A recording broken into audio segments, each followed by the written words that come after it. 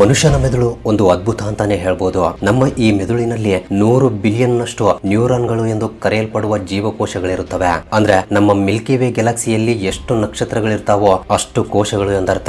And ಪ್ರತಿಯೊಂದು neuron ಇನ್ನೂ 1000ಕ್ಕಿಂತ ಹೆಚ್ಚು ನ್ಯೂರಾನ್ಗಳೊಂದಿಗೆ ಕನೆಕ್ಟ್ ಆಗಿರುತ್ತೆ. ಈ ರೀತಿ ನಮ್ಮ ಮೆದುಳಿನಲ್ಲಿ ಸರಿಸುಮಾರು 1000 ಟ್ರಿಲಿಯನ್ ಕನೆಕ್ಷನ್ಸ್ ಇರುತ್ತವೆ. ಈ ಕನೆಕ್ಷನ್ ಗಳನ್ನ ಸಿನಾಪ್ಸಿಸ್ ಎಂದು ಕರೀತಾರೆ. ನಮ್ಮ ಮೆದುಳಿನಲ್ಲಿ ಎಲೆಕ್ಟ್ರೋಕೆಮಿಕಲ್ ಸಿಗ್ನಲ್ಸ್ ಈ ಸಿನಾಪ್ಸಿಸ್ ಮೂಲಕವೇ ಒಂದು ನ್ಯೂರಾನ್ ನಿಂದ ಇನ್ನೊಂದು ನ್ಯೂರಾನ್ ಗೆ ಟ್ರಾನ್ಸ್ಫರ್ ಆಗ್ತಾ ಇರುತ್ತೆ. ಅಂಡ್ ನಿಮಗಿದು ಗೊತ್ತಾ, ನಾವು ಎಚ್ಚರವಾಗಿದ್ದಾಗ ನಮ್ಮ ಮೆದುಳಿನಲ್ಲಿ ಸರಿಸುಮಾರು 10 ರಿಂದ 23 ವ್ಯಾಟ್ ಗಳಷ್ಟು ವಿದ್ಯುತ್ ಶಕ್ತಿ ಬಿಡುಗಡೆಯಾಗುತ್ತೆ. ಅಂದ್ರೆ ನಮ್ಮ ಮನೆಯಲ್ಲಿ ಒಂದು ಸಣ್ಣ ಬಲ್ಬ್ ಅನ್ನ ಬೆಳಗಿಸೋಕೆ ಬೇಕಾಗಿರುವಷ್ಟು ಶಕ್ತಿ ನಮ್ಮ ಮೆದುಳು 2 ಪ್ರತ್ಯೇಕ ಭಾಗಗಳಾಗಿ ಕಾಣಿಸುತ್ತೆ. ಇದರಲ್ಲಿ ಮೆದುಳಿನ ಬಲಗಡೆಯ ಭಾಗ ನಮ್ಮ ದೇಹದ ಎಡಗಡೆಯ ಭಾಗವನ್ನ, ಅದೇ ರೀತಿ ಮೆದುಳಿನ ಎಡಗಡೆಯ ಭಾಗ ನಮ್ಮ ದೇಹದ ಬಲಗಡೆಯ ಭಾಗವನ್ನ ಕಂಟ್ರೋಲ್ ಮಾಡುತ್ತವೆ. ಸೊ ಈ ಪ್ರಪಂಚದಲ್ಲಿ ಇಂದಿಗೂ ಅರ್ಥವಾಗದ ವಿಷಯಗಳಲ್ಲಿ ನಮ್ಮ ಮನುಷ್ಯನ ಮೆದುಳು ಕೂಡ ಒಂದು. ನಾವು ಸಾಧಿಸಿರುವ ಈ ಅದ್ಭುತವಾದ ಅಡ್ವಾನ್ಸ್ಡ್ ಟೆಕ್ನಾಲಜಿಗೆ ಕಾರಣ ನಮ್ಮ ಮೆದುಳೆ. ಈ ಭೂಮಿಯ ಮೇಲೆ ಬೇರೆ ಯಾವುದೇ ಜೀವಿಗೆ ಸಾಧ್ಯವಾಗದ ಮಾತು, ಊಹೆ, ಆಲೋಚನೆ ಮುಂತಾದವು ಕೇವಲ ಮನುಷ್ಯನಿಗೆ ಮಾತ್ರವೇ ಸಾಧ್ಯವಾಗುವಂತೆ ಮಾಡಿದ್ದು ನಮ್ಮ ಮೆದುಳೆ. ಹಾಗಾದ್ರೆ ಅಂತಹ ನಮ್ಮ ಮೆದುಳು ಹೇಗೆ ಕೆಲಸ ಮಾಡುತ್ತೆ? ನಾವು ನಮ್ಮ ಮೆದುಳಿನಲ್ಲಿ ಎಷ್ಟು ಪರ್ಸೆಂಟೇಜ್ ಅನ್ನ ಬಳಸ್ತಾ ಇದೀವಿ? ವಿಶ್ವ ಮೇಧಾವಿ ಅನಿಸಿಕೊಂಡಿರುವ ಐನ್ಸ್ಟೀನ್ ಮೆದುಳಿಗೂ ಮತ್ತು ನಮ್ಮ ಮೆದುಳಿಗೂ ಇರುವ ವ್ಯತ್ಯಾಸ ಏನು? ನಮ್ಮ ಬುದ್ಧಿವಂತಿಕೆಯನ್ನ ಅಳೆಯುವ ಐಕ್ಯೂ ಅಂದ್ರೆ ಏನು? ಅದೇ ರೀತಿ ನಮ್ಮ ಬುದ್ಧಿವಂತಿಕೆ ಹೆಚ್ಚಾಗಬೇಕು ಅಂದ್ರೆ ಏನ್ ಮಾಡಬೇಕು? ಈ ರೀತಿ ಅನೇಕ ವಿಷಯಗಳನ್ನ ಇವತ್ತು ನಾವು ಈ ವಿಡಿಯೋದಲ್ಲಿ ತಿಳಿದುಕೊಳ್ಳೋಣ. ಆದ್ರಿಂದ ವಿಡಿಯೋ ತುಂಬಾ ಇಂಟ್ರೆಸ್ಟಿಂಗ್ ಆಗಿರುತ್ತೆ. ಮಿಸ್ ಮಾಡದೆ ಕೊನೆವರೆಗೂ ನೋಡಿ. ಹಾಗೆ ವಿಡಿಯೋ ಇಷ್ಟವಾದ್ರೆ ತಪ್ಪದೆ ವಿಡಿಯೋಗೆ ಒಂದು ಲೈಕ್ ಕೊಟ್ಟು ನಿಮ್ಮ ಫ್ರೆಂಡ್ಸ್ ಅಂಡ್ ಫ್ಯಾಮಿಲಿ ಜೊತೆ ಶೇರ್ ಮಾಡಿ. ಸೊ ಲೇಟ್ ಮಾಡದೆ let's get into the video.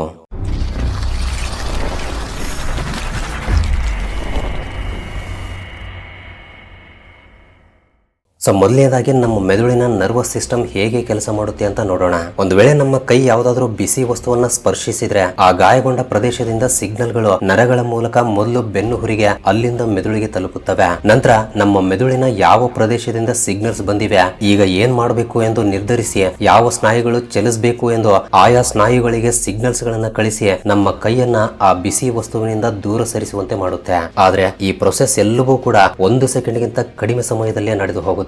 ಈ ರೀತಿ ನಮ್ಮ ಮೆದುಳಿನಿಂದ ದೇಹಕ್ಕೆ ಮತ್ತು ದೇಹದಿಂದ ಮೆದುಳಿಗೆ ತಲುಪುವ ಸಿಗ್ನಲ್ಸ್ 1 ಸೆಕೆಂಡ್ಗೆ ಸರಿಸುಮಾರು 119 ಮೀಟರ್ಗಳ ವೇಗದಲ್ಲಿ ಚಲಿಸುತ್ತೆ. ಅಂದ್ರೆ ಎಷ್ಟು ವೇಗವೋ ನೀವೇ ಅರ್ಥ ಮಾಡ್ಕೊಳ್ಳಿ. ಬಹಳಷ್ಟು ಜನರಿಗೆ ಒಂದು ಡೌಟ್ ಇರುತ್ತೆ, ಅದೇನಂದ್ರೆ ನಮ್ಮ ಬ್ರೈನ್ ಪವರ್ಫುಲ್ ಅಥವಾ ಕಂಪ್ಯೂಟರ್ ಪವರ್ಫುಲ್ ಅಂತ.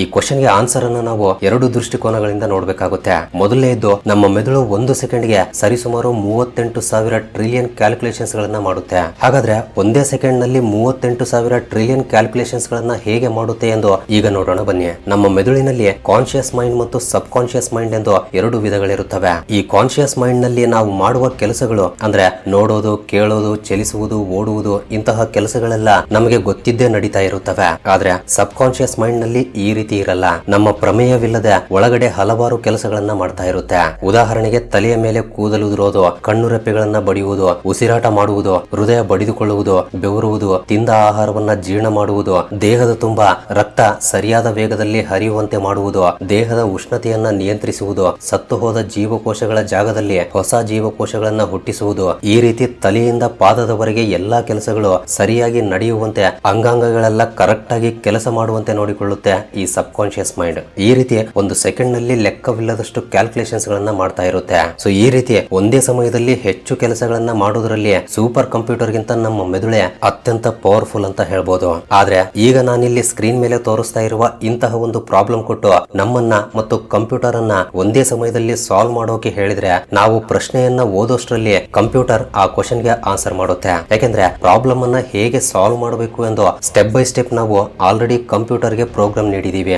ಈ ರೀತಿ ನೀಡಿದ ಪ್ರೋಗ್ರಾಮ್ ಅನ್ನ ಫಾಸ್ಟ್ ಆಗಿ ಎಕ್ಸಿಕ್ಯೂಟ್ ಮಾಡಿ ಉತ್ತರವನ್ನ ಹೇಳೋದ್ರಲ್ಲಿ ಕಂಪ್ಯೂಟರ್ ನಮ್ಮ ಮೆದುಳಿಗಿಂತ ಶ್ರೇಷ್ಠ ಅಂತ ಹೇಳ್ಬೋದು. ಆದ್ರೆ ನಮ್ಮ ಕರ್ನಾಟಕದ ಶಕುಂತಲಾ ದೇವಿ ಎಂಬ ಈ ಮಹಿಳೆ 13 ಅಂಕೆಗಳ ಈ ಸಂಖ್ಯೆಯನ್ನ ಮತ್ತೊಂದು 13 ಅಂಕೆಗಳ ಸಂಖ್ಯೆಯ ಜೊತೆ ಗುಣಿಸಿ ಅದಕ್ಕೆ ಉತ್ತರವನ್ನ ಕೇವಲ 28 ಸೆಕೆಂಡ್ಗಳಲ್ಲಿ ಸರಿಯಾಗಿ ಹೇಳಿ ಕಂಪ್ಯೂಟರ್ಗೆ ಹೋಲಿಸಿದ್ರೆ ನಮ್ಮ ಮೆದುಳು ಕೂಡ ಯಾವುದರಲ್ಲೂ ಕಡಿಮೆ ಇಲ್ಲ ಎಂದು ಪ್ರೂವ್ ಮಾಡಿ ತೋರಿಸಿದ್ದಾರೆ.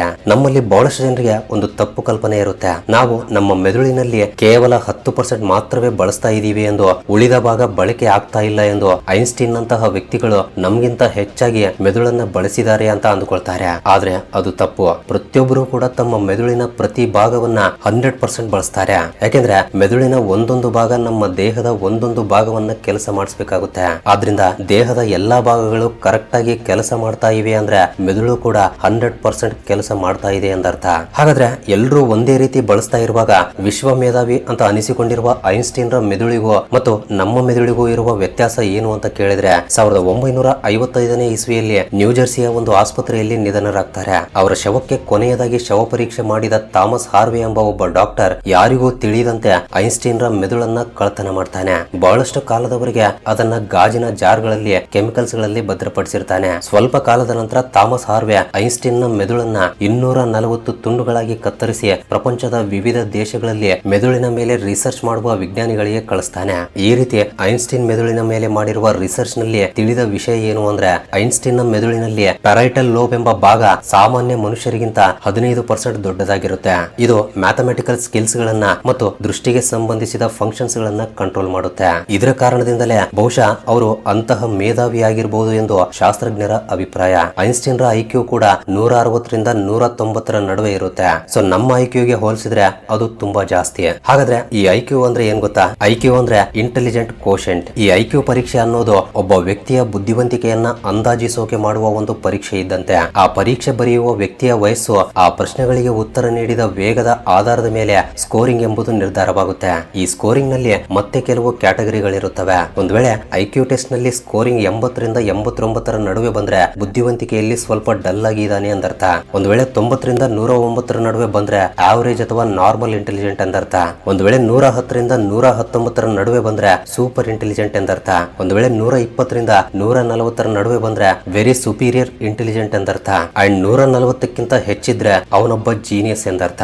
ಹಾಗಾದ್ರೆ ನೀವು ಕೂಡ ನಿಮ್ಮ ಐಕ್ಯೂ ಸ್ಕೋರ್ ಅನ್ನ ಟೆಸ್ಟ್ ಮಾಡ್ಕೋಬೇಕು ಅಂತ ಅಂದ್ಕೊಂಡ್ರೆ ವಿಡಿಯೋ ಕೆಳಗಡೆ ಡಿಸ್ಕ್ರಿಪ್ಷನ್ ಅಲ್ಲಿ ಕೆಲವು ವೆಬ್ಸೈಟ್ ಗಳ ಲಿಂಕ್ಸ್ ಗಳನ್ನ ಕೊಟ್ಟಿರ್ತೀನಿ. ಈ ವಿಡಿಯೋವನ್ನ ಪೂರ್ತಿಯಾಗಿ ನೋಡಿದ ನಂತರ ಆ ವೆಬ್ಸೈಟ್ ಲಿಂಕ್ಸ್ ಗಳ ಮೇಲೆ ಕ್ಲಿಕ್ ಮಾಡಿ ನಿಮ್ಮ ಐಕ್ಯೂ ಅನ್ನ ಟೆಸ್ಟ್ ಮಾಡ್ಕೋಬಹುದು. ಒಂದು ವೇಳೆ ನಮ್ಮ ಐಕ್ಯೂ ಸ್ಕೋರ್ ಕಡಿಮೆ ಬಂದ್ರೆ ಚಿಂತೆ ಮಾಡಬೇಕಾದ ಅವಶ್ಯಕತೆ ಇಲ್ಲ. ಯಾಕಂದ್ರೆ ನಿರಂತರವಾಗಿ ಪ್ರಾಕ್ಟೀಸ್ ಮಾಡುವ ಮೂಲಕವೂ ಕೂಡ ನಮ್ಮ ಬುದ್ಧಿವಂತಿಕೆಯನ್ನ ಐಕ್ಯೂ ಸ್ಕೋರ್ ಅನ್ನ ಜಾಸ್ತಿ ಮಾಡ್ಕೋಬಹುದು ಎಂದು ಸೈಂಟಿಫಿಕಲಿ ಪ್ರೂವ್ ಆಗಿದೆ. ನಿಮಗಿದು ಗೊತ್ತಾ? ನಮ್ಮ ಮೆದುಳಿಗೆ 2.5 ಪೆಟಾಬೈಟ್ಸ್ ಮಾಹಿತಿಯನ್ನ ಸಂಗ್ರಹಿಸಿಕೊಳ್ಳುವ ಸಾಮರ್ಥ್ಯವಿದೆ. ಅಂದ್ರೆ 2,50,00,000 GB ಎಂದರ್ಥ.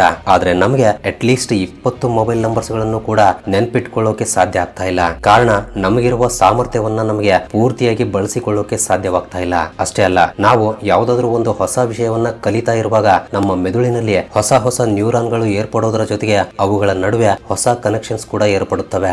ಇದರಿಂದ ನಮ್ಮ ಮೆದುಳು ಚುರುಕಾಗಿ ಆಕ್ಟಿವ್ ಆಗಿರುತ್ತೆ. ಈ ರೀತಿ ನಮ್ಮ ಮೆದುಳು ಆಕ್ಟಿವ್ ಆಗಿರೋಕೆ ಏನ್ ಮಾಡಬೇಕು ಅಂತ ಈಗ ನೋಡೋಣ. ಸೊ ಅದರಲ್ಲಿ ಮೊದಲನೇದು ಜಗ್ಲಿಂಗ್. ಇದರ ಬಗ್ಗೆ ನಿಮ್ಗೆಲ್ಲ ಗೊತ್ತೇ ಇರುತ್ತೆ. ಒಂದೇ ಸಮಯದಲ್ಲಿ 4 ಅಥವಾ 5 ಬಾಲ್ಸ್ ಗಳನ್ನ ಕೆಳಗೆ ಬೀಳದಂತೆ ಆಡಿಸ್ತಾ ಇರ್ತಾರೆ. ಈ ಜಗ್ಲಿಂಗ್ ಬ್ರೈನ್ ಪವರ್ ಅನ್ನ ತುಂಬಾ ಜಾಸ್ತಿ ಮಾಡುತ್ತೆ. ಅಷ್ಟೇ ಅಲ್ಲ, ನಮ್ಮ ಮೆದುಳಿನಲ್ಲಿ ಕೆಲವು ಪ್ರದೇಶಗಳು ತುಂಬಾ ಆಕ್ಟಿವ್ ಆಗಿ ಕೆಲಸ ಮಾಡುತ್ತವೆ ಅಂತೆ. ಕೆಲವು ಜನರಿಗೆ ಈ ಜಗ್ಲಿಂಗ್ ಕಲಿಯೋಕು ಮುಂಚೆ ಅದೇ ರೀತಿ ಕಲಿತ ನಂತರ FMRI ಸ್ಕ್ಯಾನಿಂಗ್ ಮಾಡಿ ನೋಡಿದಾಗ ಈ ವಿಷಯ ತಿಳಿದು ಬಂದಿದೆ. ನೀವು ಕೂಡ ಇದನ್ನ ಕಲಿಯೋಕೆ ಪ್ರಯತ್ನಿಸಿ. ಸ್ಟಾರ್ಟಿಂಗ್ ಅಲ್ಲಿ 2 ಬಾಲ್ಸ್ ಗಳಿಂದ ಸ್ಟಾರ್ಟ್ ಮಾಡಿ ನಿಧಾನವಾಗಿ ಹೆಚ್ಚು ಮಾಡ್ತಾ ಹೋಗಿ.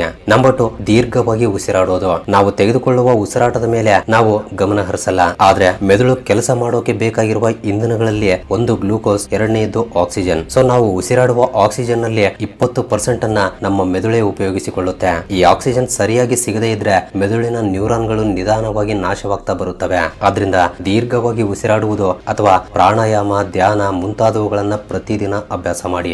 ನಂಬರ್ 3, ಬಳಸುವ ಕೈಯನ್ನ ಬದಲಾಯಿಸೋದು. ಒಂದು ವೇಳೆ ನೀವು ರೈಟ್ ಹ್ಯಾಂಡೆಡ್ ಪರ್ಸನ್ ಆಗಿದ್ರೆ ನೀವು ದಿನನಿತ್ಯ ಮಾಡುವ ಕೆಲವು ಕೆಲಸಗಳನ್ನ ಎಡಗೈಯಿಂದ ಮಾಡೋಕೆ ಪ್ರಯತ್ನಿಸಿ. ಉದಾಹರಣೆಗೆ ಎಡಗೈಯಿಂದ ಬ್ರಷ್ ಮಾಡೋದು, ಎಡಗೈಯಿಂದ ತಲೆ ಬಾಚಿಕೊಳ್ಳೋದು, ಬರೆಯುವುದು, ಈ ರೀತಿ ಹೊಸದಾಗಿ ಪ್ರಯತ್ನಿಸಿ. ಒಂದು ವೇಳೆ ನೀವು ಲೆಫ್ಟ್ ಹ್ಯಾಂಡೆಡ್ ಪರ್ಸನ್ ಆಗಿದ್ರೆ ಬಲಗೈಯಿಂದ ಪ್ರಯತ್ನಿಸಿ. ನಂಬರ್ 4, ಹೊಸ ವಿಷಯಗಳನ್ನ ಕಲಿಯೋದು. ಪ್ರತಿದಿನ ಯಾವುದಾದ್ರೂ ಒಂದು ಹೊಸ ವಿಷಯವನ್ನ ಕಲಿತಾ ಇರಿ. ಮುಖ್ಯವಾಗಿ ಒಂದು ಹೊಸ ಭಾಷೆ. ಒಂದು ಹೊಸ ಭಾಷೆಯನ್ನ ಕಲಿಯುವುದು ನಮ್ಮ ಮೆದುಳಿನ ಮೇಲೆ ತುಂಬಾ ಪರಿಣಾಮವನ್ನು ಬೀರುತ್ತೆ. ಇದೊಂದೇ ಅಲ್ಲ, ಅಡುಗೆ ಮಾಡೋದಾಗ್ಲಿ, ನೃತ್ಯ ಮಾಡೋದಾಗ್ಲಿ, ಸಂಗೀತವನ್ನ ಕಲಿಯೋದಾಗ್ಲಿ, ಈ ರೀತಿ ಯಾವುದಾದ್ರೂ ಒಂದು ಹೊಸದನ್ನ ಕಲಿತಾ ಇರಬೇಕು. ಈ ರೀತಿ ಮಾಡೋದ್ರಿಂದ ವೃದ್ಧಾಪ್ಯದಲ್ಲಿ ಬರುವ ಆಲ್ಝೈಮರ್ ಎಂಬ ಒಂದು ರೀತಿಯ ಕಾಯಿಲೆಯನ್ನ ಬರದಂತೆ ತಡಿಬಹುದು. ನಂಬರ್ 5, ನಿದ್ರೆ. ನಮ್ಮ ಜೀವನದಲ್ಲಿ 3ನೇ ಒಂದು ಭಾಗವನ್ನ ನಿದ್ದೆಯಲ್ಲೇ ಕಳಿತೀವಿ. ಆದ್ರೆ ನಿದ್ದೆ ಮಾಡೋದ್ರಿಂದಲೇ ಸಮಯ ವೇಸ್ಟ್ ಆಗುತ್ತೆ ಅಂತ ಅಂದುಕೊಳ್ಳೋದು ತಪ್ಪು. ನಾವು ಎಚ್ಚರವಾಗಿದ್ದ ಸಮಯಕ್ಕಿಂತ ನಿದ್ದೆ ಮಾಡುವಾಗಲೇ ನಮ್ಮ ಮೆದುಳು ಹೆಚ್ಚಾಗಿ ಕೆಲಸ ಮಾಡ್ತಾ ಇರುತ್ತೆ. ಅದೇ ರೀತಿ ಹೆಚ್ಚು ಶಕ್ತಿಯನ್ನ ಕೂಡ ಬಳಸಿಕೊಳ್ಳುತ್ತೆ. ನಿದ್ದೆಯಲ್ಲಿರುವಾಗ ನಾವು ಆ ದಿನವೆಲ್ಲ ಕಲಿತ ವಿಷಯಗಳನ್ನ ಲಾಂಗ್ ಟರ್ಮ್ ಮೆಮೊರಿಯಲ್ಲಿ ಸ್ಟೋರ್ ಮಾಡೋದು. ಅದೇ ರೀತಿ ಹಗಲೆಲ್ಲ ಕಷ್ಟಪಟ್ಟು ಸುಸ್ತಾದ ದೇಹದ ಭಾಗಗಳಿಗೆ ಬೇಕಾದಷ್ಟು ಶಕ್ತಿಯನ್ನ ಕಳಿಸಿ ಬೆಳಗಾಗುವಷ್ಟರಲ್ಲಿ ಮತ್ತೆ ಉತ್ಸಾಹದಿಂದ ಇರುವ ಹಾಗೆ ಮಾಡೋದು. ಈ ರೀತಿ ನಾವು ಶಾಂತವಾಗಿ ನಿದ್ದೆ ಮಾಡ್ತಾ ಇರುವಾಗ ನಮ್ಮ ಮೆದುಳು ಅನೇಕ ಕೆಲಸಗಳನ್ನ ಮಾಡ್ತಾ ಇರುತ್ತೆ. ಆದ್ರಿಂದ ಕನಿಷ್ಠ ಒಂದು ದಿನಕ್ಕೆ 7 ರಿಂದ 8 ಗಂಟೆಗಳ ಕಾಲ ಆರಾಮಾಗಿ ನಿದ್ದೆ ಮಾಡಿ.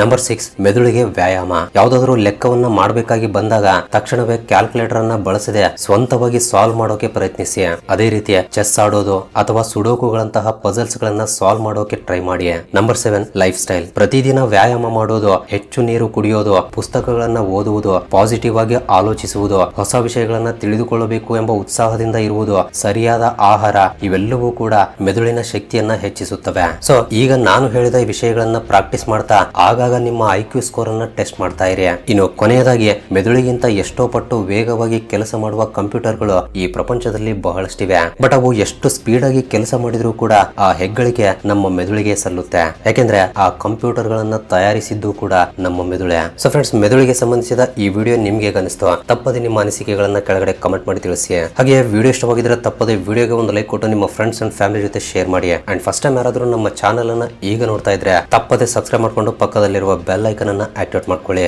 ಅಂಡ್ ವಿಡಿಯೋವನ್ನ ಕೊನೆವರೆಗೂ ನೋಡಿದ್ದಕ್ಕೆ love you so much guys.